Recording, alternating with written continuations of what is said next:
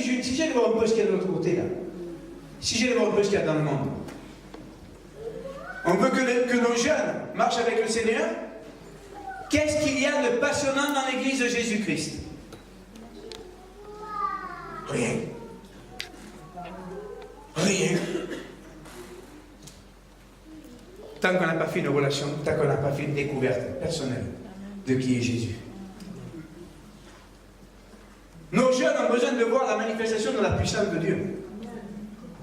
Nos jeunes ont besoin de voir qu'avec Dieu, c'est bien mieux qu'avec le monde. Et vous savez, à 17 ans, je suis allé dans le monde, et puis je ne suis plus parti du monde. Et j'étais bien, parce que je m'éclatais. Parce que c'était super. Il faut dire les choses comme elles sont. Je m'y amusais.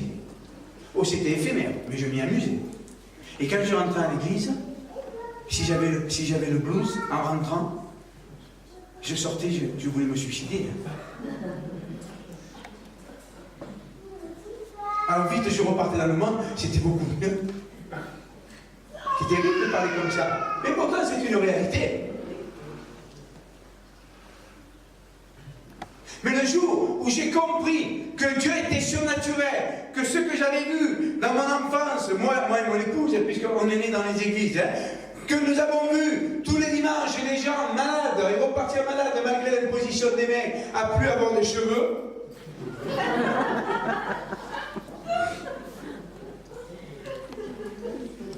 On a dit, il y a un truc qui ne va pas. Alors je vais chercher dans la parole de Dieu si l'imposition des mains était faite pour rendre les gens chauves, mais je n'ai pas trouvé.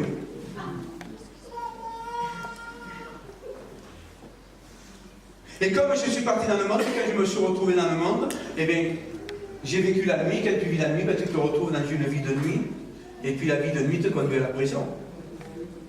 Et là, en prison, j'ai crié à Dieu, j'ai dit, si tu existes, j'étais élevé dans l'évangile. La Bible, je l'avais déjà lue au moins 2 fois. Baptisé du Saint-Esprit à 11 ans. J'ai dit, si tu existes, si vraiment tu existes, cette expérience que j'ai faite à 11 ans, si ce n'est pas psychologique ou psychosomatique, alors manifeste-toi. Je n'ai pas demandé libération de prison, j'ai dit change-moi. Et pour Dieu, c'est rien. Change-moi. Mais il y avait une volonté. Est-ce que tu as une volonté d'être changé par Dieu? Parce que le but de ce séminaire est que tu sois changé. Tu sais, mon ami, tu peux venir malade, être guéri, repartir guéri, mais ta vie ne sera pas changée pour autant. Il y aura une partie de ta vie qui sera changée. La maladie sera partie, remplacée par la guérison, mais ta vie n'aura pas changé. Le but, c'est que tous les domaines de ta vie changent. Ta vie physique, ta vie personnelle, ta vie matrimoniale, ta vie financière, ta vie sociale, ta vie spirituelle. Dieu, quand il touche notre vie, il veut toute notre vie. Dites toute ma vie à Dieu. Toute ma vie à Dieu. Encore. Toute ma vie à Dieu. Quand Dieu agit, il agit dans tous les domaines de ma vie. C'est pour ça qu'il veut qu'on lui donne toute notre vie. Pas qu'on lui donne un dimanche matin ou à une réunion et qu'on la reprenne le lendemain. Hein. C'est ce qu'on fait tous. Hein. Et un jour, là, j'ai décidé, je dis, si tu existes, change-moi. Et là, Dieu est venu à ma rencontre par le surnaturel.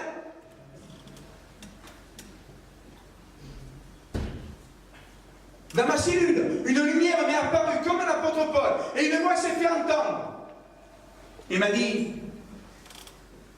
j'ai vu tes larmes, je connais les circonstances, j'ai vu ta repentance, je t'aime et je te pardonne. Dieu s'est manifesté ce jour-là surnaturellement. Et ce jour-là, j'ai compris qu'il était surnaturel. Après, pour aller dans le domaine de la guérison, dans le domaine de la démonologie, il a fallu que Dieu travaille mon cœur parce que j'avais été enseigné d'une manière très religieuse. Mais au fur et à mesure, j'ai testé les Écritures. J'ai dit, Seigneur. Un jour, je me suis mis en colère. J'ai dit, j'en ai marre. J'en ai marre de faire que lire la parole de Dieu sans jamais la vivre. Fais quelque chose. Vous savez ce qu'on a répondu le Seigneur? Mais dis-moi, j'ai tout fait à la croix. Toi, fais quelque chose pour vivre ce surnaturel. Toi, cherche la vérité. Va vers le Saint-Esprit. La Bible nous dit, en Jean 15, que le Saint-Esprit nous révélera toute la vérité. Ça veut dire que il y a des moments où nous n'avons pas toute la vérité, nous avons des parties de vérité. Et je vais vous donner un exemple. Quand on parle de la guérison divine, on dit oh oui, Dieu guérit. Mais il guérit qui il veut et comme il veut. On n'a pas toute la vérité. Parce que Dieu est amour, il nous aime tous du même amour, il veut que nous soyons tous guéris. Après, on lit, on ne lit pas, c'est notre problème. Pas le sien. Lui, il veut que tous nous soyons guéris. C'est pour ça que le peuple doit être enseigné dans la foi. C'est pour ça que le peuple de Dieu doit avoir la connaissance de qui est Jésus. On entend parler de Jésus, mais on ne connaît pas personnellement Jésus. Ne pense pas que parce que tu parles en langue, que tu connais personnellement Jésus. Pour le connaître, il faut que tu l'approches, il faut que tu aies un cœur à cœur avec lui, il faut que tu aies cette dimension d'intimité avec lui où tu vas apprendre à le connaître. Et des fois, on me dit, apôtre, vous pouvez prier pour moi? Je veux savoir si Dieu veut me guérir de ma maladie. Non. Dieu va me guérir? Non. Je ne veux pas prier. Mais pourquoi vous ne voulez pas prier?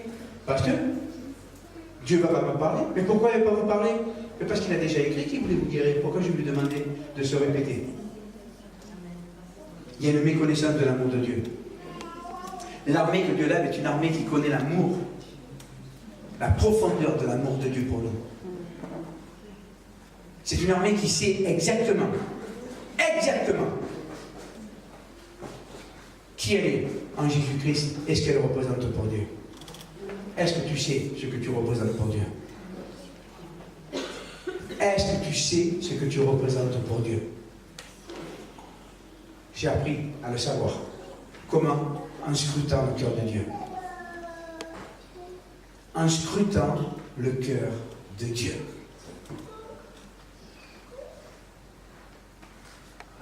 La communion, c'est la prière. Qui est d'accord avec moi?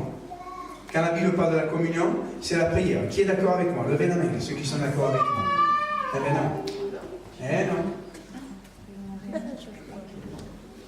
La prière, je parle à Dieu, je demande quelque chose à Dieu. La communion, je fais osmose avec Dieu, je fais cœur avec lui.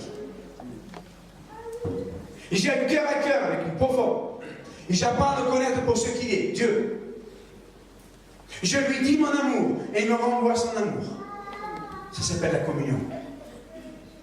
Quand tu veux rentrer en communion avec le Saint-Esprit, ne commence pas à parler, ne commence pas à lui parler de tes soucis, ne commence pas à lui demander quelque chose.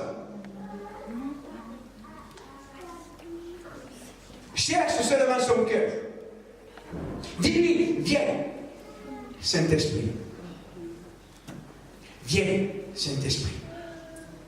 Et manifeste-toi. Il y a un chemin qui nous conduit à la connaissance du cœur de Dieu. Et il y a une route qui nous conduit jusqu'au trône de la grâce. Vous devez trouver cette route. Vous savez, quand je vais être en communion avec Jésus aujourd'hui, je n'ai pas besoin de prier et de jeûner 40 jours. J'ai fait des jeûnes de 21 jours à l'eau complet, j'en ai fait. J'ai trouvé le chemin à travers cela. Vous voulez trouver le chemin vers Jésus? Jeûne et prière. Jeûne et prière. Nous les Français, le jeûne est un gros mot. C'est vrai? Quoi? Jeûner? Religieux? Alors si moi je suis religieux parce que je veux jeûner, Jésus était religieux. Parce qu'il a jeûné 40 jours, les apôtres étaient religieux parce qu'ils ont jeûné. Le jeûne et la prière va me permettre de connaître le Seigneur. Je ne jeûne jamais pour demander à Dieu une bénédiction, jamais. Parce que ce n'est pas biblique. Je jeûne pour me rapprocher de Dieu, pour connaître le cœur de Dieu. Amen. Et c'est cette armée que Dieu est en train de lever. Cette armée qui le connaît, cette armée qui ne doute pas, cette armée qui sait que quand elle part au combat, elle va revenir vainqueur. Amen. Et pour ça, tu dois connaître Dieu, tu dois connaître ses ressources, tu dois savoir qui il est en tant que papa et qui il est en tant que créateur. Et là, tu vas commencer une vie de victoire. Est-ce que vous me suivez? L'armée commence par quelqu'un qui prend une décision. Vous savez, quand vous êtes à l'armée, sauf quand on est en temps de guerre où on On vous recrute d'office. Mais autrement, l'armée, tu as un choix. Tu choisis de t'engager dans l'armée. Bon, moi, je n'ai pas choisi ça. Hein. C'était pas mon truc. Hein. Je suis né rebelle, et Dieu, avec un rebelle, il a fait quelqu'un qui lui obéit. Oh, je ne dis pas que ça a été facile. Vous savez, quand je suis allé à l'armée, quand j'ai fait mon service militaire, enfin, je n'ai pas fait le service militaire, j'ai fait mes 3 jours. À l'époque, on faisait 3 jours. Hein, c'était... Il n'y a pas si longtemps que ça, parce que j'ai juste 19 ans. Il y a des poussières. Les poussières sont importantes. Il m'a fait plier le genou. Vous savez pourquoi j'ai plié le genou devant Jésus? Parce que j'ai connu son amour. J'ai plié devant l'amour. Et je n'ai pas plié devant la force. Dieu nous demande de le suivre par amour. Tant de gens sont légalistes. Je prie parce qu'il faut prier. Je lis la Bible parce qu'il faut lire la Bible. Je vais à l'église parce qu'il faut y aller. Il va pas. Ne lis pas la Bible. Ne prie pas. Tu perds du temps, ça ne te servira à rien. Si tu pries, si tu lis la Bible, et si tu vas à l'église, c'est parce que tu sais que dans ces 3 domaines-là, tu vas rencontrer Jésus de manière extraordinaire. Et que ton amour te pousse vers lui. Vous savez, souvent on dit, ouais, la chair elle me pousse. Tu sais pourquoi la chair elle te pousse? Tu sais pourquoi tu te bats contre la chair? Parce que tu ne connais pas Jésus.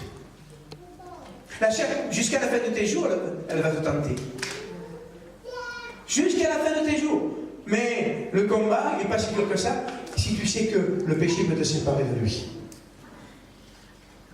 Ce n'est pas Jésus qui va te séparer de toi. C'est le péché qui va te permettre à toi de t'éloigner de lui. Est-ce que vous me suivez? Ce que je suis en train de vous expliquer là, avant de rentrer dans le sujet, c'est la mentalité avec laquelle vous devez aborder votre Dieu.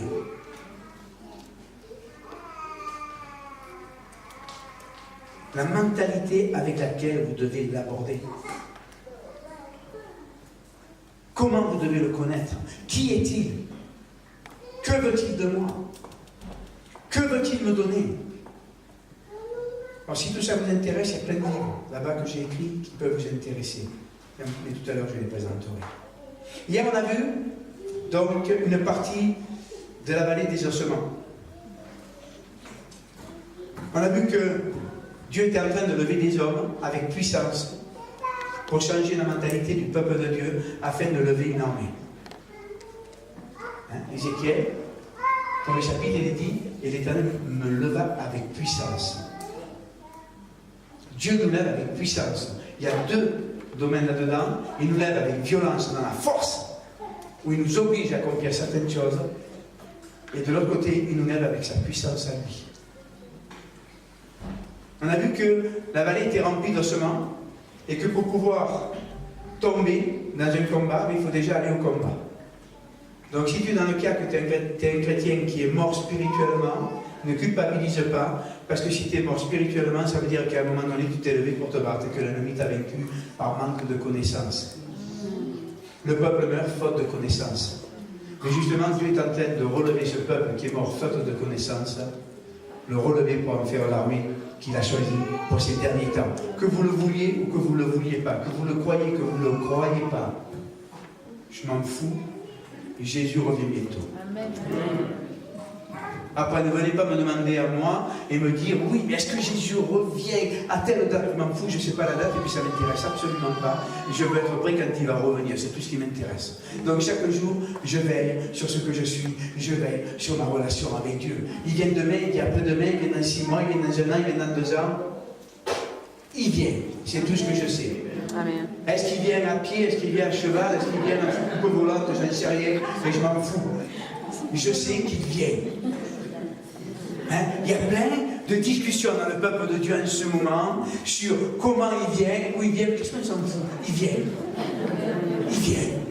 Moi, quand j'ai invité, quand j'ai voulu mon épouse, moi je croyais qu'elle allait arriver dans une Porsche, ben non, elle est arrivée avec un cyclomoteur.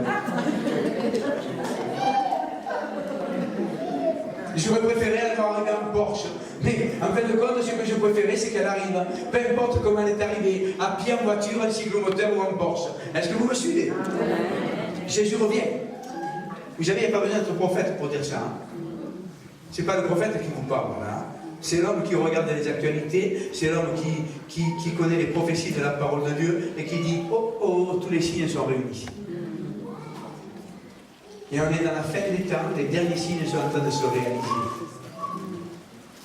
Et un des derniers signes, mes amis, et je pense que la plupart des gens dans le peuple de Dieu, juste une aparté, hein, ne l'a pas réalisé, ça a été l'officialisation de Jérusalem, capitale d'Israël, par Trump. Et personne n'a relevé. Sur Facebook, on relève plein de bêtises. Facebook, c'est... Nous, on fait du Facebook, on fait que de la publicité, mais Facebook, c'est un ramassis de bêtises. Mais on relève plein de choses, mais on n'a pas relevé que Israël, eh bien, c'était un des derniers signes des temps où Israël serait reconnu et que tous vont se retourner contre lui parce que justement, il est reconnu comme étant la capitale de Jérusalem. La capitale d'Israël, pardon, Jérusalem, capitale d'Israël. Est-ce que vous me suivez? On ferme la parenthèse. Donc, on a vu ensuite que l'Esprit l'a saisi et que Dieu lui a posé des questions. Dis-moi l'homme, est-ce que ces eaux peuvent revivre? Et il a répondu, moi je ne sais pas, c'est toi qui le sais, oh Dieu. Et Dieu lui dit, oui, moi je le sais, mais seulement toi prophétise. Prophétise sur ces eaux. Parle en prophète, dit le texte dans la parole de vie. Parle en prophète. Mais on a vu que nous devions parler en prophète sur l'Église. On reconnaît que l'Église va mal. On reconnaît que l'Église est en bas. On reconnaît que l'Église est poussiéreuse et qu'il faut la dépoussiérer. Mais, si tu le reconnais, quelle solution tu apportes? De le reconnaître est une chose, de le proclamer en disant l'Église est terminée comme certains prophètes que je connais et qui proclament qu'il n'y aura plus de réveil en France. Je dis mensonge démoniaque. Je ne peux pas accepter qu'on dise que la France ne vivra pas de réveil pour plusieurs raisons. La première, parce que Dieu aime les Français autant que les Américains. Amen. Les Américains n'ont pas le monopole de l'amour de Dieu. Pourtant, je suis rattaché à un mouvement aux États-Unis qui s'appelle King Jesus, de l'apôtre Guillermo Maldonado. Ce sont des Américains, des Hispaniques américains. Mais Dieu aime autant les Américains que les Français et les Français que les Américains. Donc pourquoi est-ce qu'il voudrait un réveil dans certains pays et pas dans d'autres? Le réveil, je l'ai dit au début, est l'état normal du chrétien. Première chose. Deuxième chose, pourquoi je ne peux pas accepter cette parole? Parce que le réveil, c'est l'état normal du chrétien. Un chrétien doit être réveillé. Réveille-toi, toi qui dors, réveille-toi d'entre les morts, car Christ t'éclairera. Est-ce que Christ nous a éclairés? Oh, dites-moi quelque chose. Est-ce que Christ nous a éclairés? Moi, je croyais qu'un match, j'étais bouillant, ça criait, ça sautait. Ils sont pires que dans le midi, là. Donc, si tu es éclairé, tu es réveillé. Question à te poser. Je ne suis pas réveillé. Je ne suis pas éclairé. Je ne parle pas de salut. Le salut est autre chose. Ça, c'est entre toi et Dieu. Ce n'est pas moi qui vais te dire tu es sauvé ou pas. Entre toi et Dieu. C'est Jésus qui juge, c'est pas moi. Et toi, une chose. Je vais vous dire pourquoi. Je ne peux pas accepter cette parole. Qu'il n'y aura plus de réveil en France. Parce que le réveil est déjà là. Parce que le réveil est personnel.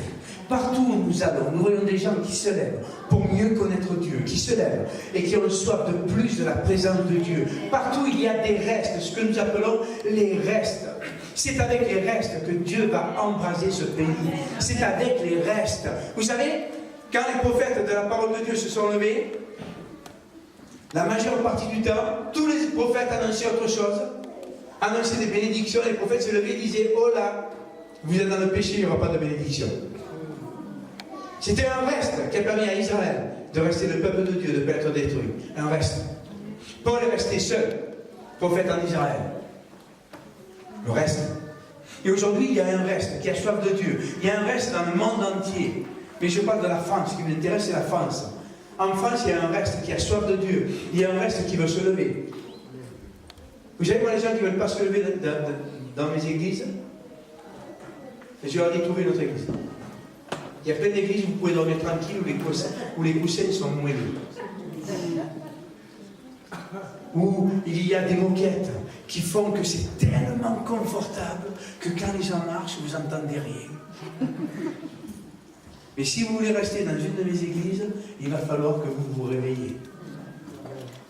Parce que ma vision, c'est lever une armée. Je l'ai dit hier, pour ceux qui n'étaient pas là, je vais le redire. Le slogan que Dieu m'a donné pour l'œuvre qu'il m'a confiée, c'est une église forte et audacieuse. Amen. Une église forte et audacieuse. Et c'est ce que nous voulons, des églises fortes et audacieuses. Des chrétiens forts et audacieux.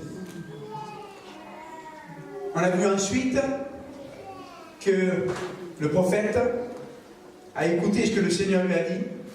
Et le Seigneur lui a dit, prophétise, vous qui êtes secs, écoutez la parole du Seigneur.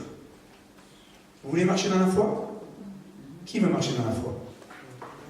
Eh bien, la foi vient de ce que l'on entend, ce que l'on entend vient de la parole de Dieu. Qu'est-ce que tu écoutes? Qu'est-ce que tu écoutes? Quand vous prêchez la foi, quand vous prêchez une église forte, quand vous prêchez l'audace, eh bien, les chrétiens n'aiment pas toujours ça. Les pasteurs n'aiment pas beaucoup ça. Il n'y a pas très longtemps, on a appelé 2 pasteurs, une de mes collaboratrices a appelé 2 pasteurs que je connais bien, pour que je puisse aller prêcher dans nos églises. On dit, oula non, notre église est bien tranquille, si lui vient, il va mettre le Bronx. Alors, non, on ne veut pas le recevoir. Gloire à Dieu. Et ils ont raison, parce que si je vais dans une église, je mets le Bronx. Non pas parce que je dis, ce que je dis est biblique. Je ne détruis pas l'église dans laquelle je vais, j'annonce simplement ce que dit la parole de Dieu et je démontre par les signes, les miracles et les prodiges que Dieu est Dieu et que Dieu agit. Et ça se coupe. Est-ce que vous me suivez? Ça se coupe. Ensuite, on a vu, eh bien, que le prophète obéit. On va arriver au verset 6. On va prendre la parole, verset 6, chapitre 37 d'Ézéchiel, verset 6.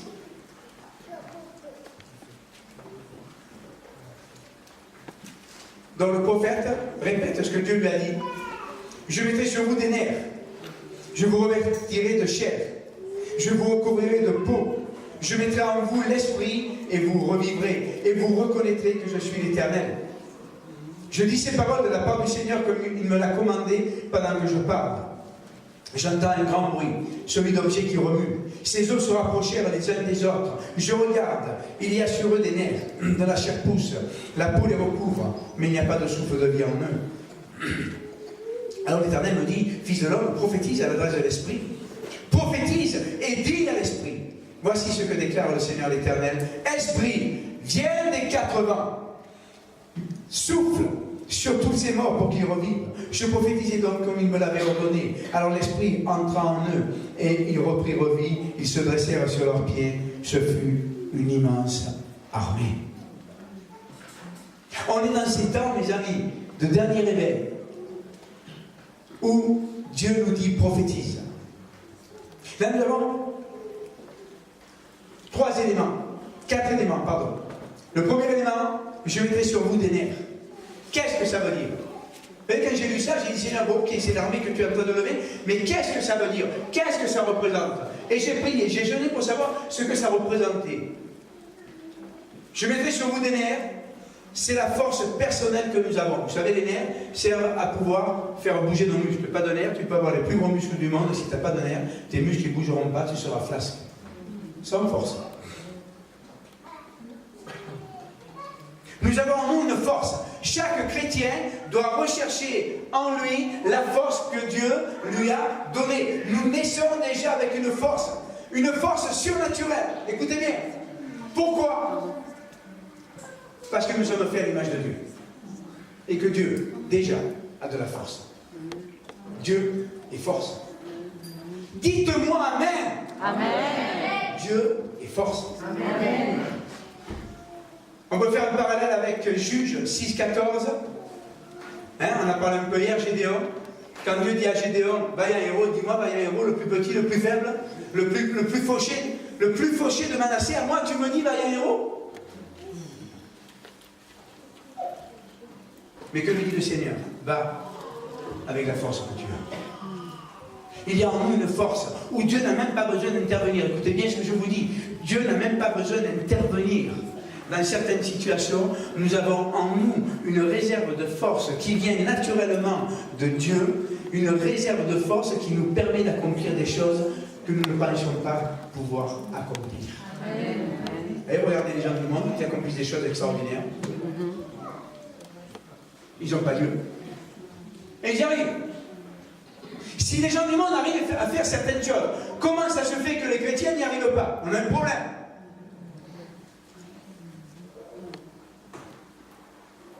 Quand nous naissons, nous ne naissons pas chrétiens.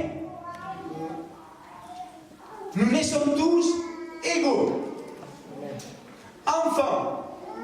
Nous avons tous la connaissance du monde surnaturel de Dieu, la connaissance de Dieu. Plus tard, notre cerveau grandissant, les questions viennent, et ce n'est pas enseigné. Le peuple meurt faute de connaissance, et c'est vrai pour le monde et c'est vrai pour nous. Selon comme on a enseigné, notre question, la question de la spiritualité disparaît. Mais nous naissons tous de la même manière. Tous nous naissons avec un plan que Dieu a pour nous. Un plan parfait pour chacun de nous. Nous ne naissons pas au hasard, nous naissons avec un plan parfait de Dieu, avec une identité. Et Dieu nous a donné des dons et des qualités pour accomplir le plan que Dieu a prévu pour nous. La destinée que Dieu a prévue pour nous. Dites, Dieu a une destinée pour moi. Est-ce que vous croyez ça? Il y a en nous cette force.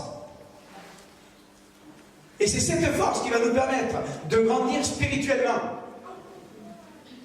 Parce que c'est notre volonté qui va faire que nous connaissons plus ou moins Jésus-Christ. Le Saint-Esprit qui va nous convaincre de péché et de jugement. Ensuite, une fois que nous sommes sauvés, vous savez, pendant des années, on nous a enseigné que le principal était que nous soyons sauvés. Je ne suis pas du tout d'accord avec ça. C'est le commencement des choses. Il ne peut pas y avoir autre chose tant qu'il n'y a pas de salut. On est bien d'accord. Mais le salut n'est pas une finalité. Le salut est un commencement qui nous permet de voir le royaume de Dieu, qui nous permet d'accéder au royaume de Dieu. C'est une porte. Le salut est la porte qui nous conduit au royaume de Dieu. C'est le commencement des choses. On a dit aux chrétiens, ça y est, tu as été baptisé, tu es sauvé, tu t'assois, c'est bon.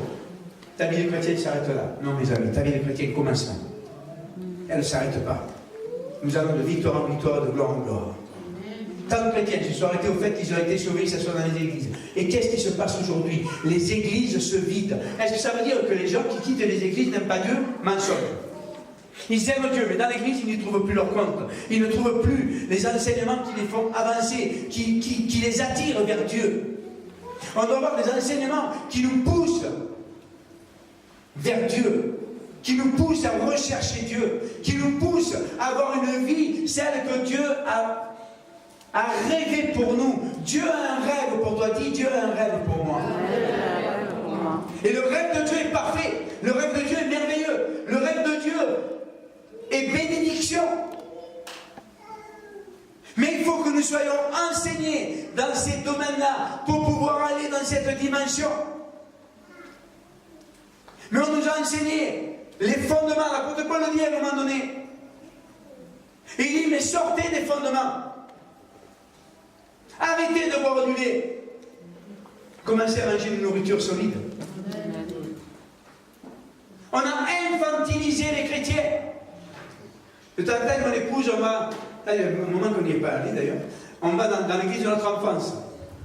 Je ne donnerai pas la dénomination, c'est pas intéressant.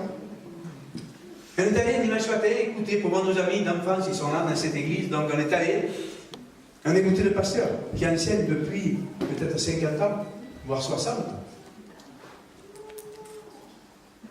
Et j'ai écouté, mais j'ai dit, mais c'est horrible.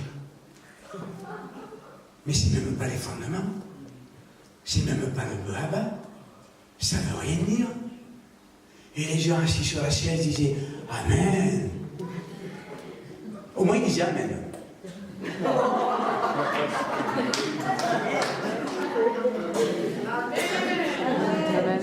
Et là tu dis au secours.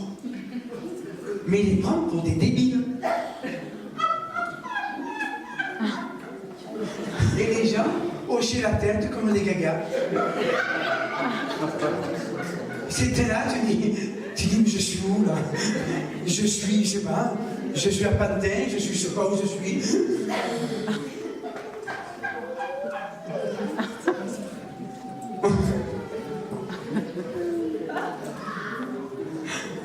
Mais c'est une réalité, il y a des moments où vous demandez, vous dites, help, help Seigneur, what is it? Where is, où est-ce que je suis? Et là, vous écoutez, et les gens vous disent, ah, c'était bien.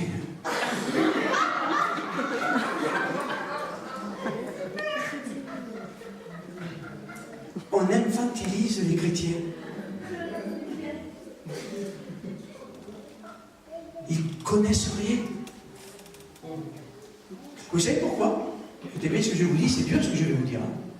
Mais parce que 80% des pasteurs n'en savent pas plus. Amen.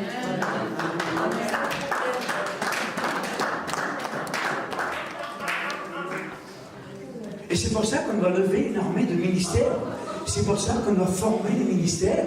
Et les ministères vont former les chrétiens. Et vous savez, en France, il y a tout à faire. Il faut repartir à zéro.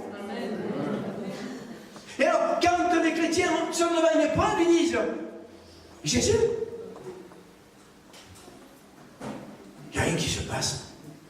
Jésus, c'est 5 lettres. J-E-S-U-S. Il n'a aucun pouvoir, ce nom.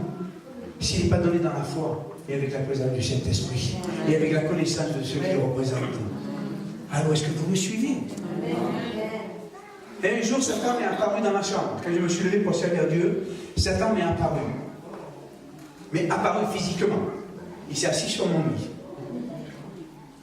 Et quand je l'ai vu, j'ai fait ce qu'on m'a appris. Hein. Au nom de Jésus, sors! Et là, il m'a rayonné. J'ai dit, what the Seigneur, aide, Jésus, qu'est-ce que je fais? Ça marche pas ton truc, ça marche pas. J'ai dit, Jésus, j'ai même dit un chuchotant, Jésus, mais ça marche pas.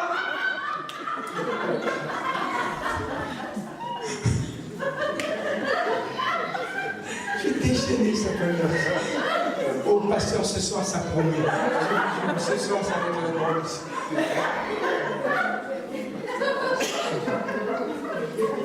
Mais ça va marcher, le truc, il n'est pas parti. Moi, je croyais qu'il allait partir en courant, laissant de la fumée rouge derrière mon lit. Je m'étais fait un film Marvel, je m'étais fait un Marvel, vous voyez, un truc comme ça. Il n'est pas parti. Et il a commencé à me menacer. Alors là, j'ai dit, oulala, Mandaré, mon cri, on va où là? J'ai crié à Dieu, j'ai dit, où? Seigneur, Père, Saint-Esprit, je ne peux plus prier. J'étais même prêt à prier la Vierge Marie. Mais je ne l'ai pas fait parce que j'ai dit, il y a une démon, c'est pas la peine qu'il y en ait deux.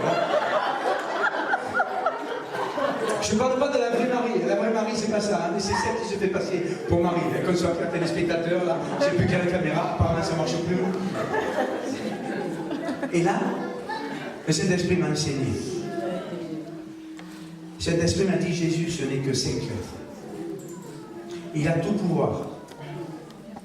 Que si tu le prononces dans la foi, une connaissance de cause, en sachant qu'il est roi des rois, Seigneur des seigneurs, et que tout genou fléchira devant lui. Mais il m'a dit aussi ceci. Les premiers genoux à fléchir devant lui, ce n'est pas le diable, c'est toi. Oh, oh. Et il m'a dit, il doit te prononcer dans la foi et avec la puissance de mon esprit, d'où ta relation doit être importante. Il m'a dit, je vais t'apprendre quelque chose. Tu ne sais pas comment me menacer. Mais je dis, non, c'est le diable. Non, le diable, je vois tout en rouge, mais non, il n'est pas comme ça, je peux vous assurer. Il est multiforme, mais des fois, il peut être très beau. Il m'a dit, parle en langue. Parle en langue. Et là, j'ai commencé à parler en langue. J'ai senti que mon parler en langue n'était pas le même que d'habitude. Et j'ai mon parler en langue a été saisi. C'est comme si je voyais mon parler.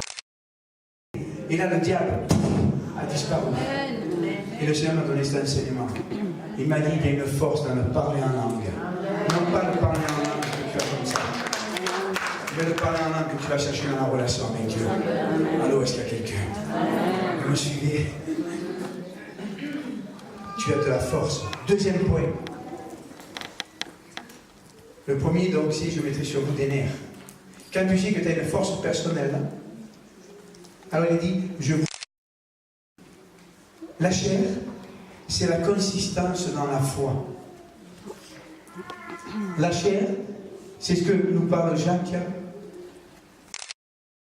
où il est dit que celui qui est malade demande avec foi, et la foi du malade le guérira.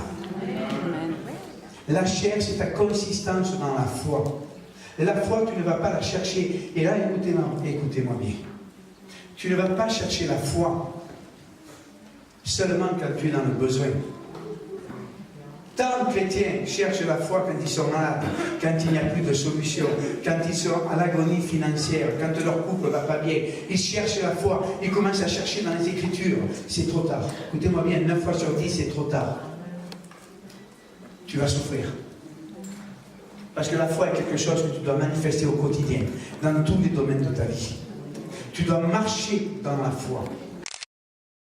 Dans tous les domaines de ta vie, tu dois faire confiance à Dieu. Dans tous les domaines de ta vie, tu dois marcher dans la foi en Dieu. Tu dois toujours faire les choses dans la foi. Tant de chrétiens cherchent la foi seulement dans l'épreuve. Non, quand ça va bien, dépasse, on en a parlé hier au soir.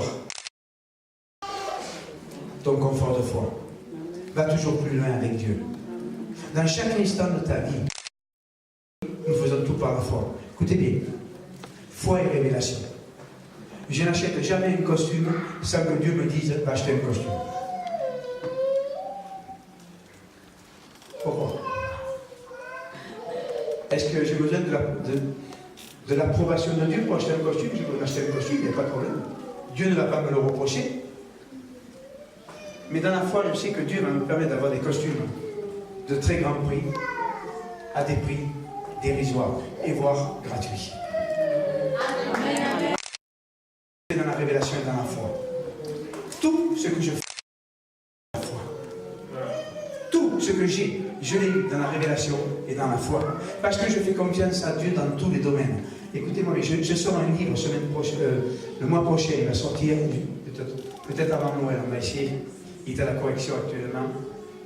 J'ai sorti le dernier livre qui s'appelle Oser réussir. Qui n'a pas lu ce livre, Oser réussir? Levez la main. Alors, maman, c'est bien. Et je sors, c'est la série des Oser. Hein? Et le prochain livre que je viens de finir d'écrire s'appelle Oser prospérer. Dieu est un Dieu de prospérité. Alors, il y a beaucoup de détracteurs de la prospérité. Vous savez, la prospérité, c'est pas pour toi, pour rouler en Rolls Royce. J'ai rien contre. Demain, on m'offre une Rolls Royce, je la prends, je n'aurai pas honte de rouler dedans. On me l'offre. Je ne vais pas l'acheter. C'est ça le but de la prospérité. La prospérité, c'est avoir une vie qui va montrer aux gens de l'extérieur que tu manques de rien. Montrer à l'extérieur que tu manques de rien, mais que tu as encore plus pour pouvoir donner d'abord à tes proches. Jérusalem, la Judée, la Samarie, les extrémités de la terre. Et ensuite, une mesure remplie, serrée, secouée, débordante, pour pouvoir aider d'abord le royaume de Dieu, faire avancer le royaume de Dieu. Hier, on a parlé sur les écoles. J'ai fait une petite aparté sur les écoles. Dans nos écoles, on apprend aux enfants à partir de 4 ans la sexualité, on apprend que l'homosexualité est normale. Vous allez voir que bientôt, on va dire que comment s'appelle ceux qui sont homosexuels? Les hétérosexuels sont anormaux. Vous allez voir, on va y arriver à ça. On va y arriver. Dans quelques temps, on va vous dire que vous n'êtes pas normaux parce que vous êtes hétérosexuels. Mais ce n'est pas que nos enfants entendent ces choses-là. Il va nous falloir de la foi. Moi, j'ai plus de petits-enfants, ils vont plus à l'école, gloire à Dieu. Et je n'ai pas encore de petits-enfants, et tout compte fait, je suis content, parce qu'il faut qu'on trouve des solutions avant. Mais on a une solution. Les chrétiens se lamentent, vous vous rendez compte, dans nos écoles, on va apprendre à nos enfants la sexualité. Signons la pétition, mais tu perds, moi je signe aucune pétition, ça ne sert à que dalle, mon ami. Ils ont décidé pour le faire. Pétition, tu perds plus tard. Non, soyons réactifs. il va falloir de la foi. Il faut qu'on ouvre des écoles chrétiennes. Et des écoles chrétiennes sans, écoutez-moi bien, sans l'aide financière de l'État. Allô, sans l'aide financière de l'État. Parce que si l'État te donne des subventions, il va dire, tu es obligé d'enseigner ce que moi je te dis d'enseigner. Là, on est en train de préparer donc à Toulon, qui est le siège de notre mouvement, on est en train de préparer pour l'année prochaine l'ouverture d'un centre, des écoles de formation sur les dons, des écoles de formation dans le ministère, des formations sur la prière, des formations dans tout le domaine. Et il faut continuer parce que la spiritualité, c'est ce qui est le plus important. Mais derrière, il faut de l'action. Et l'action ne peut se faire que dans la foi. Si tu n'as pas la foi, tu ne peux pas. Nous, ce qu'on veut mettre en place l'année prochaine, mes amis, ça représente des dizaines de milliers d'euros. Et on veut le faire sans l'État français, ni aucun autre État d'ailleurs. On veut le faire par mon rémunérateur qui s'appelle l'Éternel désormais. Amen. Amen.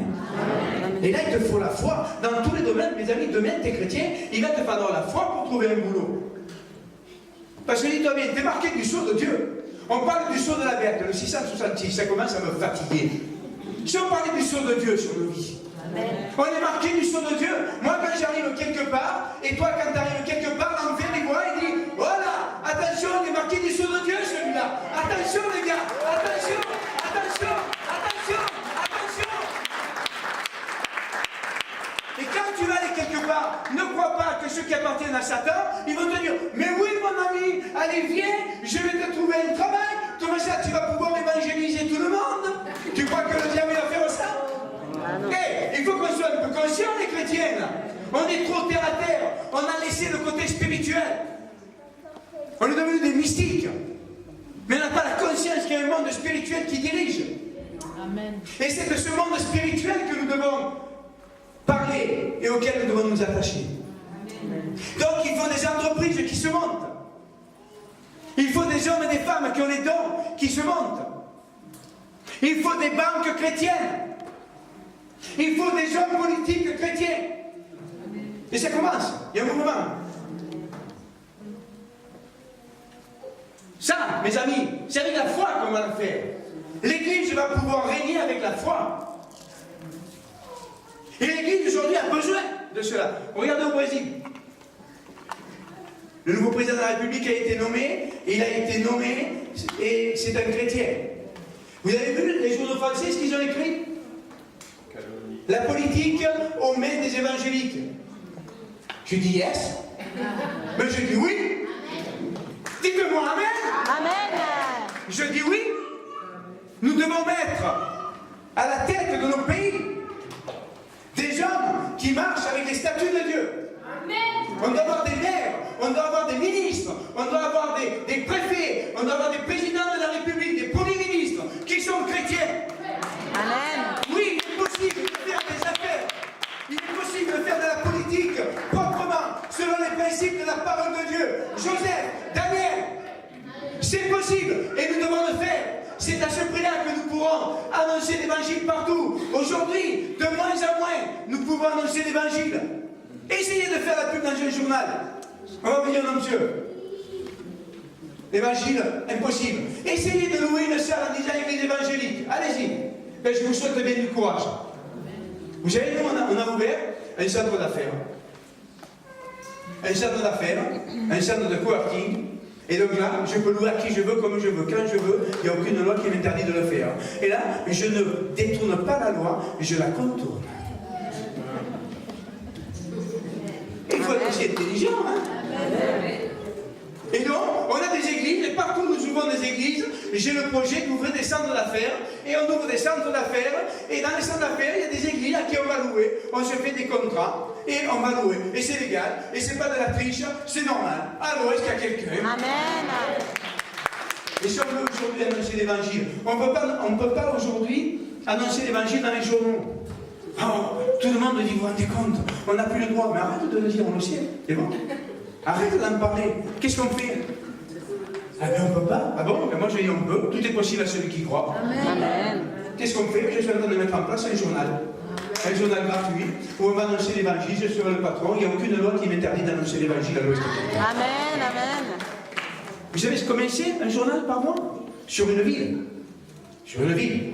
À 100 000 exemplaires, c'est 15 000 euros par mois.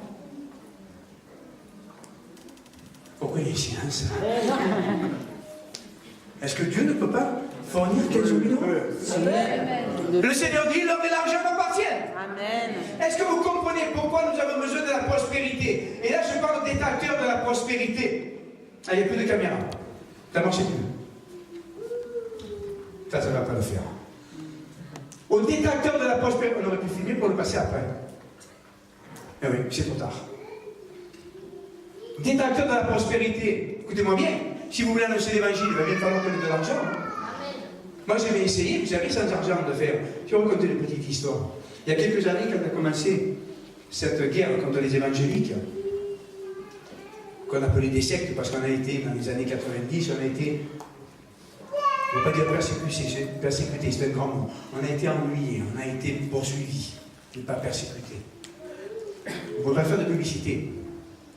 Alors, je suis allé voir le journal, j'ai calculé, donc je lui ai dit que je voulais d'abord une quart de page tous les 3 mois. Il m'a fait un prix. Et puis j'ai un tout compte fait, je n'ai pas de demi-page tous les 3 mois. Il m'a fait un autre prix plus intéressant. Et puis je suis arrivé à dire, maintenant, tout compte fait, je vais faire 2 pages. Une double page en quadrichromie tous les mois. Tous les mois? Oui. Et puis non, j'ai dit, non, tout compte fait, je vais faire 2 fois par mois. 2 fois par mois, faites-moi le prix. Et là, il m'a fait le prix, c'est descendu. J'ai dit, allez, on peut faire le contrat. Il m'a dit, c'est pour annoncer quoi? L'évangile. Oh!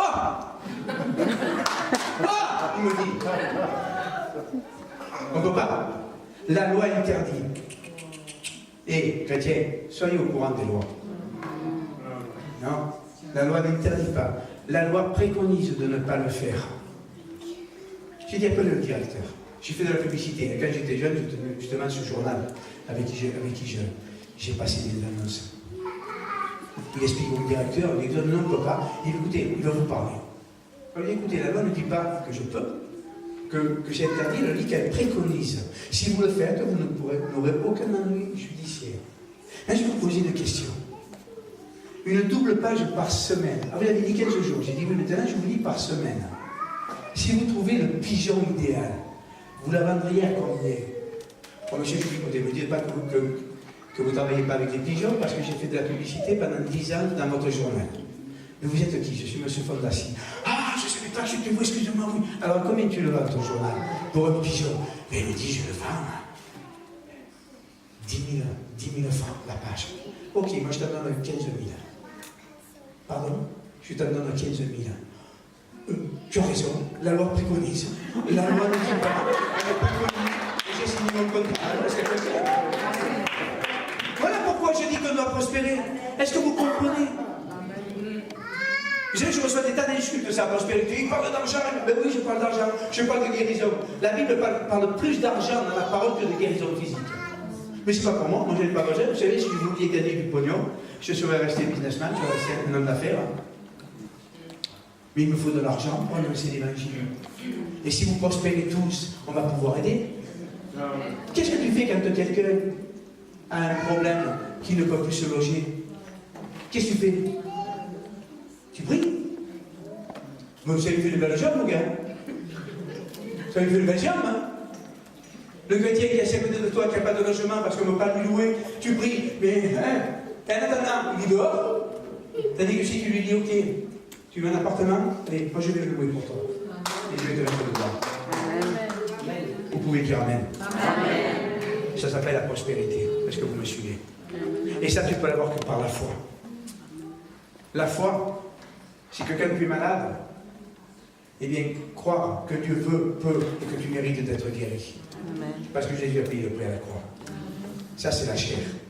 Le point suivant, c'est je vous recouvrirai de peau. Et là, écoutez bien, c'est tellement important. La peau, c'est une identité spirituelle. Israël avait et a toujours d'ailleurs 12 familles en son sein. L'Église de Jésus-Christ a plusieurs visions. Toutes les visions, écoutez-moi bien, toutes les visions sont bonnes à partir du moment où Jésus est le centre. Qui va être très charismatique, qui va être plus prophétique, qui va être plus attiré par la louange, qui va être plus par l'enseignement. Ce sont des visions différentes qui touchent l'ensemble de la population. Donc il faut plusieurs visions. On parle d'unité. C'est quoi l'unité? C'est se réunir une fois par mois, prier ensemble 2 minutes et en sortant se critiquer. Ça, Dieu n'est pas dans cette unité des hommes. Écoutez-moi bien. Elle n'est pas dans cette unité. La vraie unité, c'est d'accepter que tout seul je n'y arriverai pas et que j'ai besoin d'autres visions qui viennent compléter la mienne pour toucher l'ensemble du monde entier. L'unité passe par cet état d'esprit. Moi, c'est ma vision. Maintenant, je ne mélange pas les visions. Moi, je dis aux gens, choisissez, si ma vision ne vous convient pas, dites-moi quelle est votre vision, puis je pourrais même vous conduire vers un ministère qui a la même vision que vous. Ah, vous savez, je ne veux pas remplir l'église. Moi, ce que je veux, c'est arrêter le flot qui va en faire. Ce que je veux, c'est étendre le royaume de Dieu. Ce que je veux, c'est que quand je suis rentré dans le ministère, j'ai fait une prière à Dieu. J'ai dit, Seigneur, moi, ce que je veux, c'est le monde pour paroisse. Et Dieu m'a dit, je te donne le monde pour paroisse. Et je vais prêcher dans le monde entier. Ce que je veux, c'est que le royaume de Dieu s'étende, que les gens soient sauvés et servent Dieu. Le but est que chaque chrétien serve Dieu. Qu'ils soient dans mon église ou ailleurs, où est le problème? Chez moi, je veux que des gens qui aient la même vision que moi. Et s'il n'y a pas la même vision, qu'ils trouvent une vision qui lui correspond. On n'est pas fâché pour autant. Il n'y a pas très longtemps, il y a des gens qui disent, écoute, tu n'es pas fait pour travailler avec moi. On n'a pas la même vision. Trouve une église qui te ressemble. Trouve une œuvre qui te ressemble. Parce que chez moi, tu ne vas pas être heureux et moi, tu vas me prendre la tête. Alors, ce n'est pas la peine que tu me prennes la tête et que je te prenne la tête. Trouve une vision qui te ressemble. Moi, je ne changerai pas ma vision parce qu'elle vient de Dieu. D'autres ont des visions qui viennent de Dieu qui sont complémentaires à la mienne. Va dans la vision qui te correspond. Est-ce que ce n'est pas plus mieux comme ça? Est-ce que vous pensez que ce n'est pas plus sain? Est-ce que vous pensez que ce n'est pas plus tranquille? Les brebis ne m'appartiennent pas, elles appartiennent à Dieu. Maintenant, attention, choisis ta famille. Pour choisir une vision, tu dois chercher devant Dieu. Quelle est ta vision? Et ça, c'est la peau sert à quoi, la peau? À protéger et à donner une forme. Tu dois avoir une forme spirituelle. Et tu dois être protégé par la famille spirituelle dans laquelle tu es rentré. Et quand tu rentres dans une famille spirituelle, et moi je laisse les gens réfléchir. Les gens s'engagent, je leur donne 3 mois. Au bout de 3 mois, si je vois qu'ils ne sont pas sûrs, je dis, je donne encore 3 mois. Si elles étaient toutes comme mon épouse, ce serait merveilleux.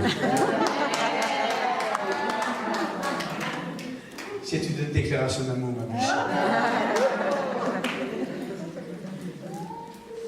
Trouvez votre vision.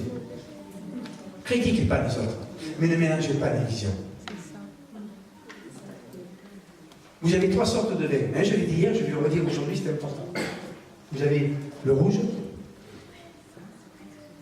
le rosé et le blanc. Vous avez d'excellents rouges. Alors, selon les groupes qui aiment le Bourgogne, qui aiment le Bordeaux, qui aiment les vins de la Loire, chacun son goût. Et de très bons vins rouges. Et puis vous avez de merveilleux rosés. Bon, le meilleur là, c'est pas Bourgogne, c'est pas Bordeaux, il n'y en a qu'un, c'est la Provence. C'est chez nous. On est les rois du rosé. Et puis vous avez des blancs extraordinaires que vous trouvez en Alsace, que vous trouvez dans d'autres pays, dans la région ici, etc. Tu bois du rouge, il est bon. Tu bois du rosé, il est excellent. Tu bois du blanc, il est merveilleux. Mais si tu commences à boire un verre de rouge, un verre de rosé, un verre de blanc, qu'est-ce qui va se passer? Tu vas être malade.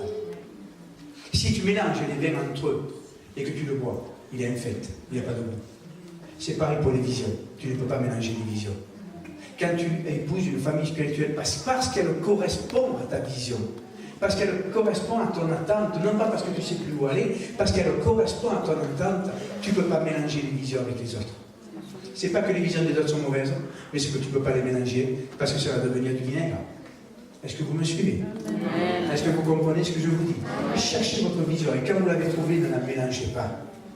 Ne la mélangez pas. Moi, je demande aux gens de chez moi de prêcher ce que moi j'enseigne.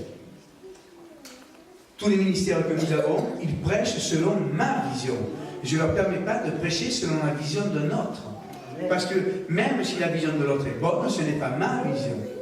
Et donc ils vont mélanger et les gens vont être dans la confusion. je vais prendre un exemple.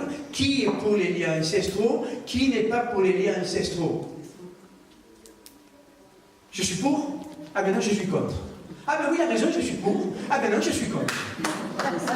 Et qu'est-ce que tu fais? Tu es dans la confusion. Et là, c'est le diable qui règne. Moi, j'ai ma position que je ne donnerai pas ici. Chacun a sa position dans un domaine. Marche dans la vision qui est dans ton cœur. Moi, ce que je dis aux gens, moi, je suis pas d'accord avec toi. Pourquoi? Ben, parce que moi, le Seigneur m'a révélé autre chose. Oui, alors? Et bien, il ne peut pas te révéler quelque chose à toi et quelque chose à moi. Facile. Est-ce que toi, ça marche? Oui, ça marche. Ben, alors, reste là. Comme tu es, moi, ça marche. Qu'est-ce que je vais faire? Ben, je vais rester là où je suis. Dieu répond dans les deux? Oui, et bien, gloire à Dieu. Est-ce que vous me suivez? Amen. Autrement, on est là, ça s'appelle de l'orgueil. C'est moi qui raisonne, Dieu m'a fait la révélation. Est-ce que Dieu est multifacette. Dieu est multifacette. Tant que c'est biblique, tant que ça reste dans la véracité de la parole de Dieu, alors c'est bon. Mais tu ne peux pas mélanger les deux. Tu dois avoir un fil conducteur. Vous savez, je suis un homme de télévision. Je prêche à la TV en Italie. J'ai ma propre chaîne télé, sur Internet. Mais écoutez bien ce que je vous dis. La télévision, c'est un dépannage pour que les gens qui ne peuvent pas se déplacer puissent écouter, puissent recevoir, ou les gens qui n'ont pas d'église. Mais attention, vous ne pouvez pas rester sans église. C'est impossible. Parce qu'il vous faut un fil conducteur. Comment est-ce que je vais aller du point A au point Z? Comment est-ce que je vais y aller? Quel chemin je vais prendre?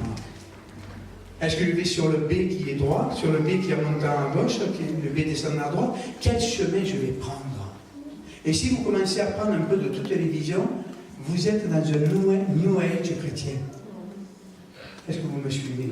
Parce que vous n'avez pas de détermination. Celui qui fait les choses sans Conviction. comment on dit? Conviction. Sans conviction. J'avais tout, Dieu était en train de me parler là. Si vous faites des choses sans conviction, vous péchez. Moi, ce que j'enseigne, moi je dis que Dieu guérit tout le monde. Parce que j'ai la conviction, parce que je l'ai vu. Si quelqu'un ne croit pas à la guérison divine, il ne prendra pas pour les malades. Donc, ce qui croit se réalisera. Par obligation. Mais d'ailleurs, si tu connais le cœur de Dieu, tu sais que là, il y a des domaines, j'ai pris ce domaine-là, mais il y a des domaines comme celui-là, où on ne peut pas passer outre. Dieu est amour. Dites Dieu est amour. Dieu est amour. Est-ce que vous me suivez? Amen. Et quand tu es dans ta vision, dans tes convictions, alors tu vas être heureux. Moi, je sais que les gens que nous formons, nous les enseignons. Vous savez, un nouveau converti qui arrive à l'église, il passe par 3 écoles bibliques. La première, le chemin de Jésus, qui est l'école des jeunes convertis. Le deuxième, c'est le chrétien affirmé, devenir un combattant. Le troisième, c'est la préparation au ministère. Ça, c'est les 3 obligatoires. Après, ceux qui sont appelés dans un ministère spécifique, ils passent par la 4e formation, qui est le ministère. Formation au ministère. Et après, quand ils sont dans le ministère, c'est le développement du ministère. Donc, on a toute une panoplie d'écoles bibliques. Parce que les chrétiens doivent être enseignés. Mais enseignés dans une vision. Tu ne peux pas être un peu charismatique, un peu anti-charismatique. Je connais une dénomination que je nommerai pas. À la tête, vous avez des charismatiques et des non-charismatiques. C'est le Bronx dans l'église. Vous êtes dans une église. On parle en langue, dans notre église, on dit c'est démoniaque. Un problème. Tu crois ou tu ne crois pas? Est-ce que vous me suivez? Amen. Tu ne peux pas dire je suis chrétien évangélique, je crois la parole de Dieu, en même temps dire je suis chrétien catholique et je prie les saints et membres. C'est pas possible. Fais un choix. Quelle est ta conviction? Je ne crois pas quelle est ta tradition. Quelle est ta conviction? Qu'est-ce qui a fonctionné chez toi? Vous savez, ma vision, je l'ai tirée de mes expériences et de ma relation avec Dieu. Quand Dieu me disait quelque chose, avant de dire c'est Dieu qui m'a parlé, j'essayais. Ça marchait? Je prenais. Ça ne marchait pas, je disais je me suis trompé, c'est moi qui me suis parlé. Amen. Et tout ce que j'enseigne, je le vis, je l'enseigne par conviction parce que je l'ai vécu, je le vis encore et je l'enseigne aux autres. Maintenant, il y a des domaines dans lesquels vous ne m'entendrez jamais prêcher. Par exemple, vous ne m'entendrez jamais prêcher sur l'Apocalypse. J'ai mes convictions sur l'Apocalypse, mais que je ne prêche pas parce que c'est tellement compliqué. Je laisse ça à des spécialistes là-dedans, moi j'ai autre chose à faire. Vous ne m'entendrez jamais prêcher sur la démonologie. Moi ça ne m'intéresse pas. Moi, ce qui m'intéresse, si je trouve un démon, je le chasse et puis au revoir et merci. C'est ce que m'a dit la parole de Dieu, chasser les démons. Mais je ne suis pas là pour faire des séminaires sur la démonologie. On a fait ici un séminaire sur la délivrance. Ce n'est pas un séminaire qu'on attendait sur la délivrance. Hein. On n'a pas commencé à exciter les gens, à se mettre à hurler. On a enseigné comment résister au diable et dire aux démons, allez, fous le camp d'ici, t'as rien à foutre chez moi. Est-ce que vous me suivez? Amen. Il y a des domaines comme ça où les gens s'amusent et je dis stop. Là, ça ne marche pas, parce qu'on excite les gens, on amène les gens à un déséquilibre spirituel et leur vie ne change pas. Quand vous allez dans certains séminaires de démonologie, hein, vous voyez, vous y allez une année, vous avez les mêmes qui sont en train de hurler patins, de baver, en train de rôter, en train de vomir, je vous en passe les meilleurs, hein, et vous revenez l'année d'après, c'est toujours les mêmes qui sont en train de faire le même cinéma. J'ai un problème. Ça marche l'évangile ou ça ne marche pas? Si ça marche, on le fait. Ça ne marche pas, arrête. Allez, la foi fonctionne. Maintenant, la foi, moi, parce que je dis, dernièrement, j'ai enseigné mon équipe dans le domaine de la foi spécifique, que moi je vis. Je dis, attention, je vous enseigne là-dedans, mais n'essayez pas de le vivre comme moi je le vis. Grandissez dans la foi. Demain, vous êtes malade. N'arrêtez pas vos médicaments, parce que vous avez entendu un prédicateur, même si c'est moi, ou même si c'était le plus grand prédicateur du monde, dire, vous avez la foi, et si vous avez la foi, bien Dieu va vous guérir, jetez vos médicaments. Ça, vous m'entendez jamais le dire, c'est un truc que je ne dis pas, la foi est personnelle. Hein.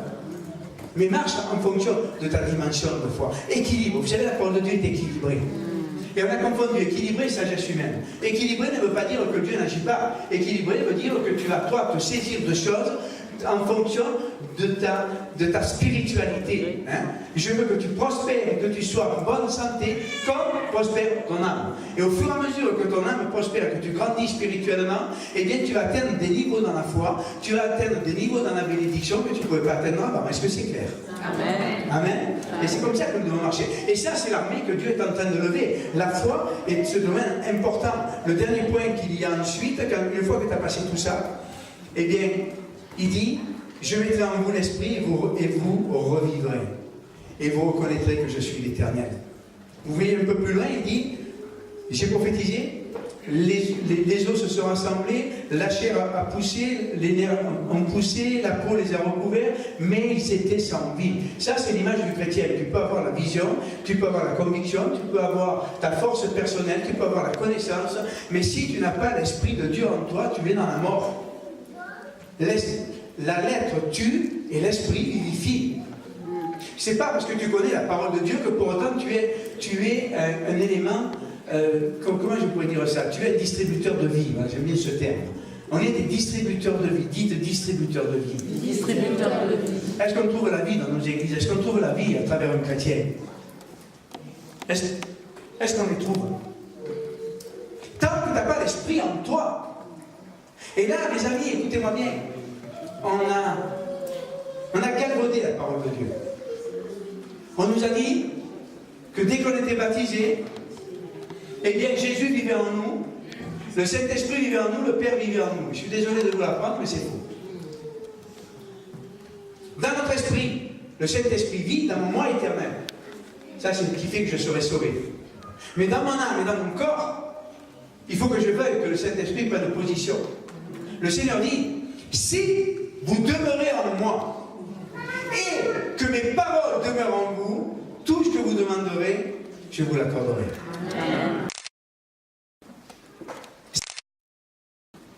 Est-ce que, et je demeurerai en vous, est-ce que Jésus demeure en toi? Tu peux être sauvé sans que Jésus demeure en toi. Que Jésus demeure en toi. Et ta vie de Dieu. Mais tu iras au ciel. Mais par contre, si Jésus est en toi, tout ce que tu demanderas pour cette terre, cela te sera accordé. Amen. Il y a deux manières de vivre avec le Saint-Esprit. À côté de toi ou en toi. Jésus, quand il est passé par les eaux du baptême, et ça, écoutez-moi bien, soyez attentifs à ce que je vous dis parce que c'est très important. Ça fait partie des choses que le Saint-Esprit nous enseigne et que le Saint-Esprit est en train d'enseigner au peuple de Dieu pour qu'il manifeste la gloire de Dieu. Quand Jésus s'est fait baptiser, le Saint-Esprit est venu le rejoindre. Ce qui veut dire qu'il n'avait pas le Saint-Esprit en lui. Alors, pour les guerres théologiques, Jésus était fils de Dieu sur terre ou fils de l'homme? Non, il était fils de l'homme. Lui-même le dit, il était fils de l'homme. Par sa volonté, il a décidé de se dépouiller de tous ses attributs divins pour venir vivre ce que les hommes vivaient afin de vaincre Satan. Le Saint-Esprit est venu le rejoindre. Il est dit, il est venu sous la forme d'une colonne. Donc il est d'abord venu sur lui. Hein, la colonne n'est pas entrée en lui. Il est venu sur lui.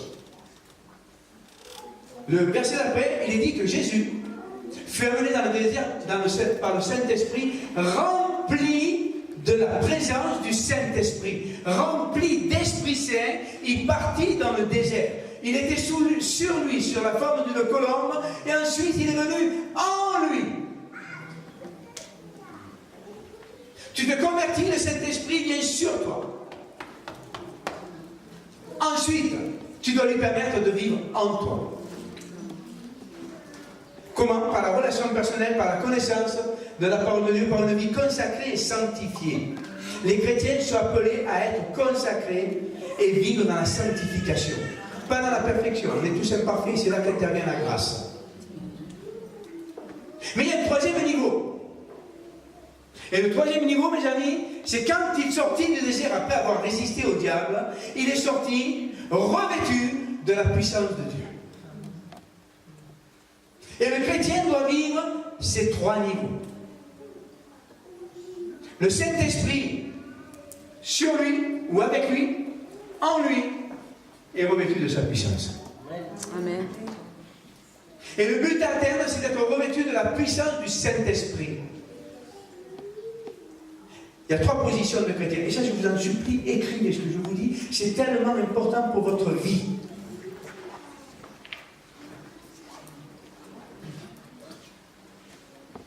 Il y a trois niveaux de chrétiens.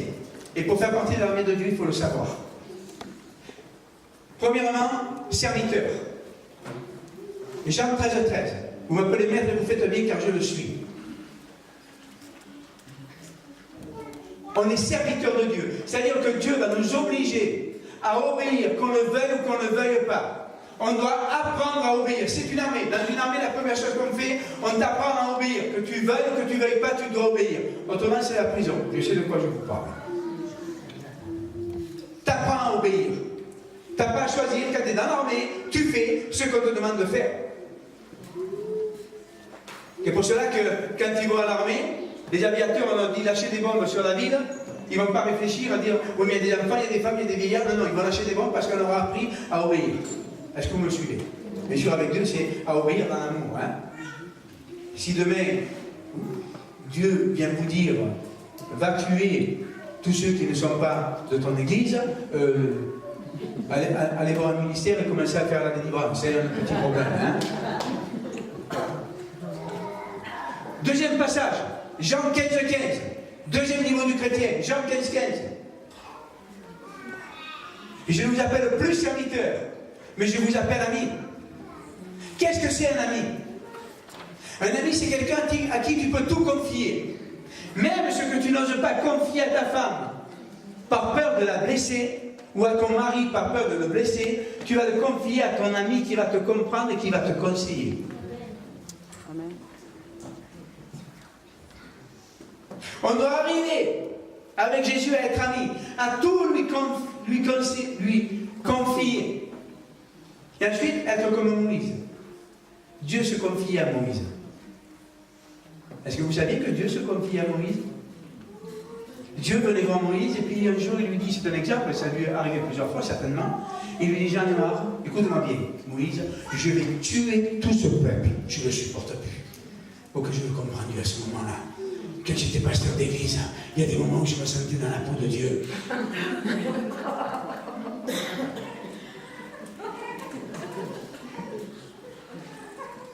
Et Moïse lui dit, oula, Dieu, attends. On se calme, moi je vais t'expliquer. Parce que toi tu penses en Dieu, moi je te parle. Si tu fais ça, Dieu, hein, c'est écrit, hein, sous une autre forme, hein. Si tu fais ça, Dieu, qu'est-ce qu'on va dire de toi? Que tu as sorti ton peuple, celui que tu appelles ton peuple, pour le faire mourir au désert, pour le tuer au désert? mais plus personne ne va te vouloir comme Dieu. Non, non, non, fais pas ça. Oui, mais je vais les tuer et je vais faire sortir un peuple de toi. Non, non, non, non, non, non, non. Tu vas entacher ta réputation, ça ne marche pas comme ça. Dieu l'a réfléchi, il a dit, oui, t'as raison. Je vais écouter l'homme, t'as raison. Ça s'appelle un ami. Vous savez le verset qui dit, et dans ce passage, je relève toujours ce verset-là parce qu'il a tellement été mal interprété que ça nous a mené à des dégâts prophétiques. Le verset qui dit, Dieu ne fait rien sans révéler ses secrets à ses prophètes. Alors certains prophètes, avec de grands guillemets, disent, moi je suis prophète. Vous savez ces prophètes qui ont les yeux comme des yeux de poule, comme ça, qui vous regardent comme ça, qui marchent d'une manière bizarre. Hein, vous connaissez ce genre de prophète, hein? Et puis qui vous dit, moi, je suis prophète, Dieu ne fait rien sans me dire. Hypocrite, race de vipère, sépulcre blanchi. C'est pas ce que veut dire ce verset. Si je te confie un secret, mon frère, qu'est-ce que tu attends de moi? Que je le garde.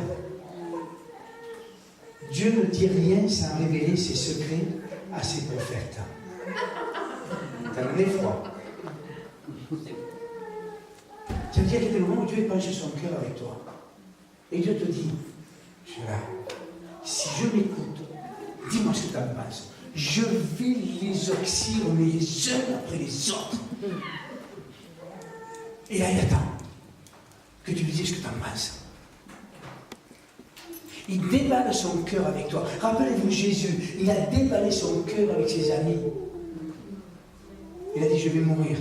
Et je suis angoissé jusqu'à la mort. Je vous en prie, restez avec moi. Priez avec moi. Jésus a épanché son cœur. C'est pour ça qu'il dit, vous êtes mes amis. Parce que ce que l'on cache au serviteur, on le dit à ses amis. C'est une relation profonde avec Jésus, où tu peux lui dire tout ce que tu veux, et puis lui, à des moments, il va épancher son cœur avec toi. Combien de fois ça nous arrive, ça, que Dieu te parle, et te dit, tu vois, un jour, la dernière fois que Jésus m'est apparu, il était en larmes. J'ai dit, Seigneur, mais pourquoi tu pleures? Il m'a dit, pourquoi mon peuple souffre comme ça? Il sanglotait. Il m'a dit, pourquoi? Pourquoi reste-t-il malade? Pourquoi reste-t-il dans la détresse financière? Pourquoi les couples se séparent? Va leur dire que j'ai payé le prix à la croix pour eux. Va leur dire, prêche ces choses-là, que j'ai payé le prix pour eux. Et qu'ils n'ont pas à souffrir parce que moi j'ai souffert pour eux. Ce jour-là, Jésus a épanché son cœur avec moi. Est-ce que vous me suivez? Amen. Jésus a mis à une relation de cœur. Oui, tu vas tout lui dire, et lui, il y a des moments, il va te dire certaines choses. Pour se confier à toi. C'est Jean 15, Jésus a mis. Le troisième niveau, et c'est celui que nous devons atteindre. C'est fils de Dieu. Romains 8, 14. Et ceux qui sont conduits par l'Esprit de Dieu sont fils de Dieu. On a l'habitude de dire, ouais, je suis enfant de Dieu. Non, non, non, non. Tu n'es pas enfant de Dieu. Tu tends à devenir enfant de Dieu. Mais tu seras enfant de Dieu que quand tu seras dirigé par l'Esprit de Dieu. Tu es sauvé. Tu fais partie du peuple de Dieu. Mais tu n'as pas encore été adopté par Dieu. Amen. Est-ce que vous me suivez? Amen. Et le but d'un chrétien, c'est de devenir fils de Dieu. Et là-dedans, il y a les 3 niveaux de prière. Il y a une prédication que vous trouverez, je ne sais plus comment elle s'appelle, sur mon site, où j'enseigne toutes ces choses-là. Je les fais dans le dernier trimestre. Quand tu es disciple, tu demandes les choses. Jésus dit, demandez, vous recevrez. Quand tu es serviteur de Dieu, tu vas, un serviteur, ma femme de ménage, si elle a envie de boire un café, elle va me demander, je peux avoir un café s'il vous plaît? Mais elle ne va pas aller au percolateur et se servir le café. Elle n'a pas l'autorisation. Ça, c'est la prière du disciple, la prière du serviteur. Quand on commence, quand on se convertit, alors on demande à Dieu et Dieu nous donne. Demandez, vous recevrez. Et vous remarquerez qu'on en arrive au stade où on ne prêche que sur là-dessus. Demandez, vous recevrez. Mais ça, c'est juste le commencement des choses. Dieu bénit les jeunes convertis. C'est pour ça qu'il a donné une année de grâce. Et là, pasteur, écoutez-moi, ministère, écoutez-moi. Quand vous avez des jeunes convertis, vous avez 1 an pour les convertir, 1 an pour les former, 1 an pour qu'ils deviennent des hommes et des femmes de foi. Parce qu'ensuite, il n'y a plus l'année de grâce, il y a une année de grâce. Amen. Et dans cette année, ils doivent être formés pour devenir des chrétiens forts. Et c'est pour ça que le peuple va mal, parce qu'il n'a pas été formé.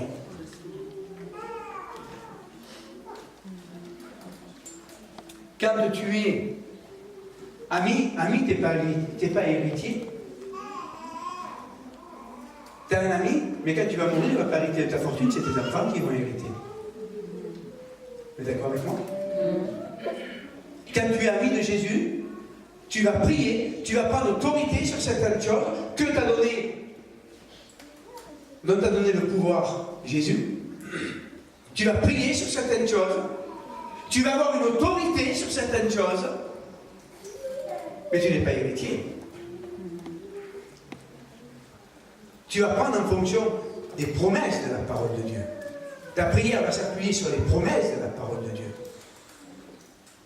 Mais le troisième, le fils. Moi, mes enfants, quand ils viennent à la maison, l'aîné, il a 38 ans aujourd'hui. Il ne me demande pas l'autorisation de venir. Il ne me demande pas l'autorisation de se servir dans le frigo. Il ne me demande pas l'autorisation de venir coucher à la maison. Il est chez lui. Parce qu'il est mon fils. Il est mon héritier. Et mes 4 enfants sont chez eux. Quand tu es devenu au stade d'héritier, le fils de Dieu, donc héritier du royaume de Dieu, tu ne vas pas demander à Dieu, Seigneur, donne-moi, Seigneur, j'ai besoin de finances, donne-moi des finances. Tu vas dire, papa, je me sers, hein. Je prends mon héritage. 3 manières de prier différentes. 3 résultats différents. 3 niveaux spirituels différents. 3 niveaux de vie différents. Amen. Amen. Et on est tous appelés à devenir des fils et filles de Dieu. L'armée va être constituée de fils et de filles de Dieu. Va être constituée d'amis et va être constituée de serviteurs. Il va y avoir dans l'armée de Dieu tous les niveaux, mais chaque niveau va nous amener à un autre niveau. Qui a lu de Rick Joyner l'Ultime Assaut? Je vous encourage de le lire. On est en pleine dans l'actualité de l'Ultime Assaut de Rick Joyner. Okay? Ultime Assaut, Rick Joyner. Si vous ne les trouvez pas, dites-moi-le, vous pouvez les commander par notre maison d'édition. Il explique qu'il gravit la montagne, qui monte à la gloire. Et qu'à chaque niveau, des chrétiens s'arrêtent avec le bouclier de la foi et l'épée de l'esprit. Il y a des chrétiens qui sont faits pour rester au stade de serviteurs. Et c'est glorieux. Ils ont le bouclier de la foi, ils ont l'épée de l'esprit. En fonction de la destinée dans laquelle Dieu les a appelés, ils vont avoir un niveau spirituel. Et plus ils montaient, et moins il y avait de gens. Mais tous ceux qui s'arrêtaient à un niveau avaient un bouclier et une épée. Et plus je montais, plus le bouclier et l'épée étaient grands. Mais chacun à son niveau travaillait. Qui combattait des démons à terre, qui combattait des démons qui gravissaient la montagne, qui combattait des démons qui volaient au premier niveau, qui combattait au dernier niveau les aigles qui arrivaient et qui attaquaient, les aigles noirs, qui est l'image des dominations.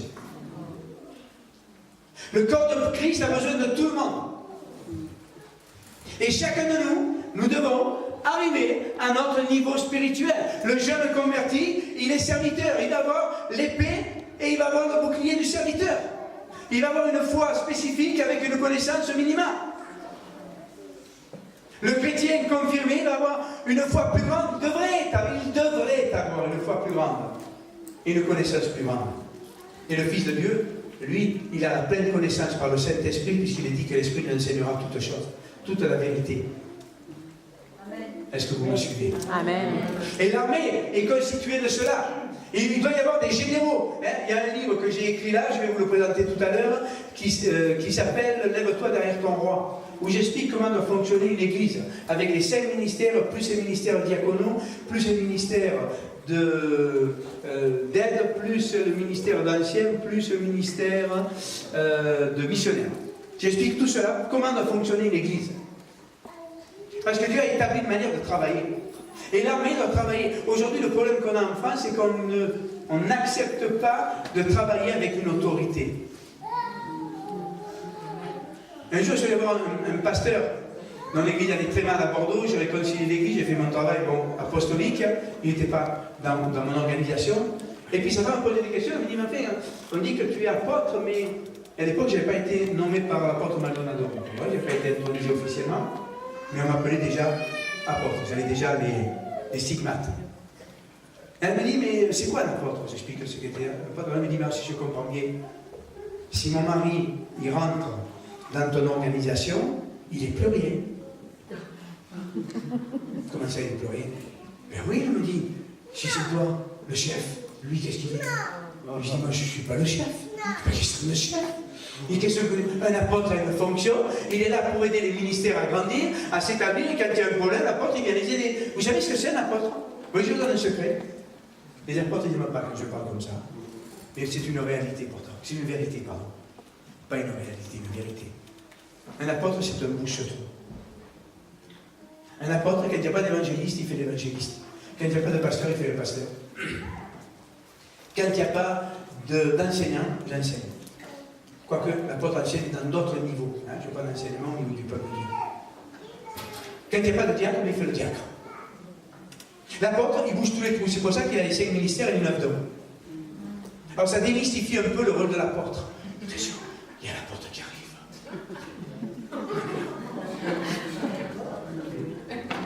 Non.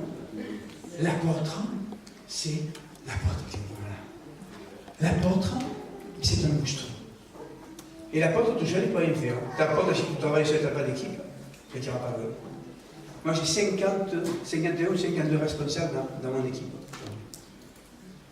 Et chacun a des fonctions. Qui tient une église, qui fait ceci, qui fait cela, dans le spirituel et dans le matériel, et dans le diaconat.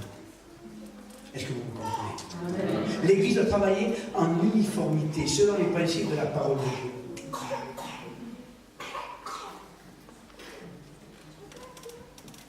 L'église aujourd'hui a mal, vous savez pourquoi? Parce que l'église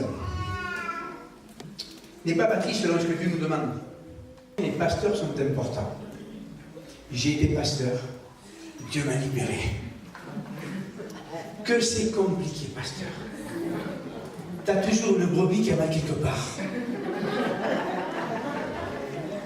Tu as toujours une brebis, what again? Et toujours une brebis, berk. C'est compliqué. Il faut savoir s'en occuper. Il faut les caresser. Il faut... Mais vous savez, pasteur, écoutez-moi, je ne sais pas ce que Dieu nous demande. Hein. On a fait des pasteurs des psychologues chrétiens. Les pasteurs font de la psychologie chrétienne. Et il y a des écoles de psychologie chrétienne maintenant. Je vous dis comment on montre ça dans la parole de Dieu. Jésus dit en Luc 4, l'onction m'a été donnée, et donc vous a été donnée. 1, pour annoncer la bonne nouvelle. 2, pour guérir les cœurs brisés. 3, pour libérer les captifs. 4, pour rendre libres les opprimés. Pour rendre la vue aux aveugles. C'est l'onction qui fait ça. Alors, on a compensé le manque d'onction par la connaissance psychologique. On avait un membre de notre famille qui était le plus grand professeur psychiatrique, un des plus grands au monde, et le numéro 1 en France. C'est lui qui a inventé les soins psychiatriques par la médicamentation. Et un soir, quand on buvait l'apéritif, on parlait, il me dit, tu vois, il dit, chez vous les chrétiens, il y a un truc que je ne comprends pas. Vous faites de la psychologie. Il ne parlait pas de moi, hein, mais il parlait de ce qu'il avait entendu. Et nous, est-ce que tu sais comment on est rentré dans la psychologie, dans la psychiatrie? Je dis non. Il me dit, en allant chercher dans divers textes spirituels les techniques. Et vous revenez à la copie que nous avons faite. Vous ne croyez pas que vous avez un problème? Ce jour-là, j'ai dit, mais il a raison. Mais il a raison. Et je n'étais pas d'accord avec ce système-là, mais je n'avais pas